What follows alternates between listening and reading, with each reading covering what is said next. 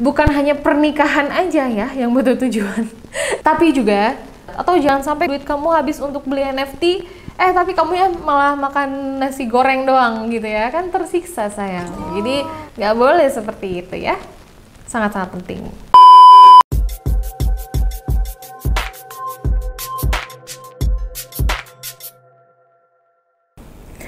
Hai, welcome back to our channel. Aku Indra Nisa dan kembali lagi di channelnya NFT Academy Indonesia, tempat dimana kamu belajar tentang Web 3.0. Oke, banyak video yang sudah dibahas, tapi kali ini adalah video yang sangat-sangat penting tentunya untuk kamu yang memang ingin terjun ke dunia per-NFT-an.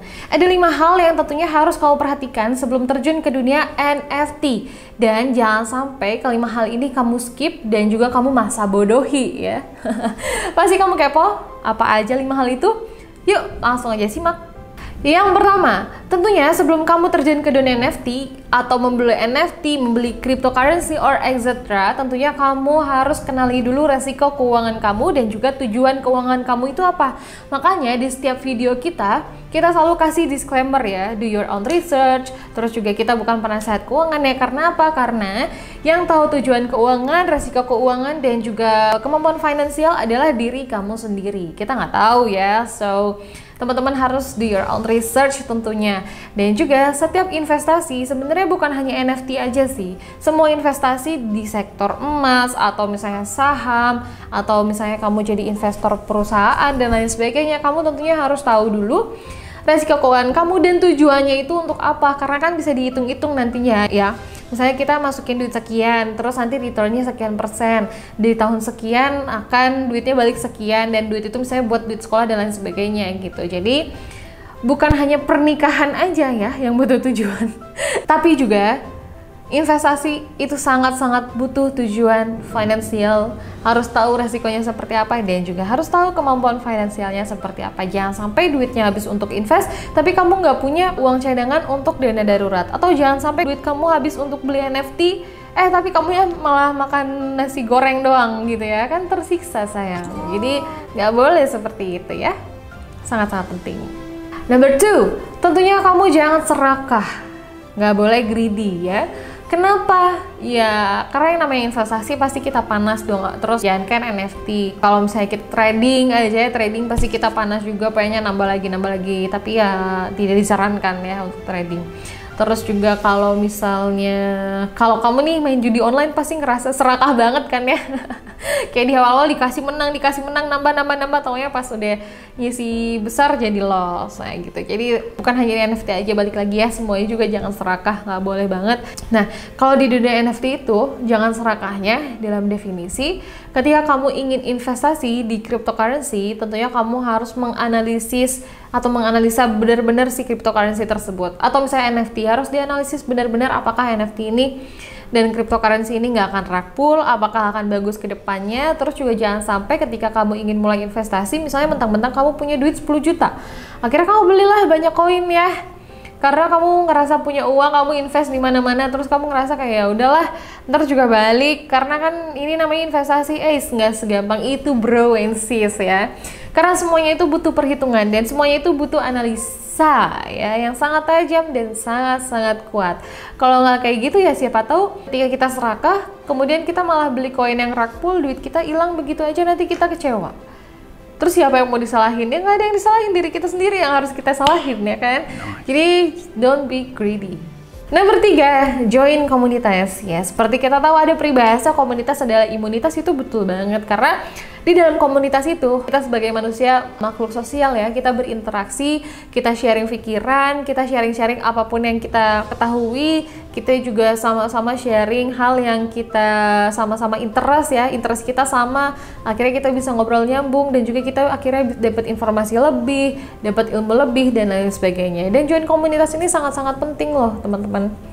Kenapa ya? Karena kita bisa tahu apa aja nih masalah yang ada di dunia Web 3.0, apa aja don'ts and do-nya di dunia Web 3.0. So, cari komunitas yang benar-benar benar-benar terpercaya kayak NFT Academy. Oke, sekarang nomor 4 ya. Nomor 4 adalah research, and research. Jangan gampang kemakan review. Misalnya kamu lihat di akun YouTube, kamu lagi punya uang nih, terus kamu cari project apa ya yang bakal bagus di coming soon gitu ya. Terus kamu nemuin salah satu YouTuber misalnya bahas project A. Nah, kemudian kamu langsung aja kemakan omongan, oh kata si ini sih project A bagus, langsung aja beli, dapetin whitelistnya, bla bla segala macam, invest banyak di situ. Beli NFT-nya 2 atau 3 gitu misalnya ya. Nah terus ternyata si project tersebut tuh rakpul, atau ternyata si project tersebut tuh nggak sebagus yang dibayangkan. Nah kalau udah kayak gitu, kamu nggak bisa tuh nyalahin si YouTuber tersebut, karena YouTuber tersebut tentunya hanya bisa merekomendasikan.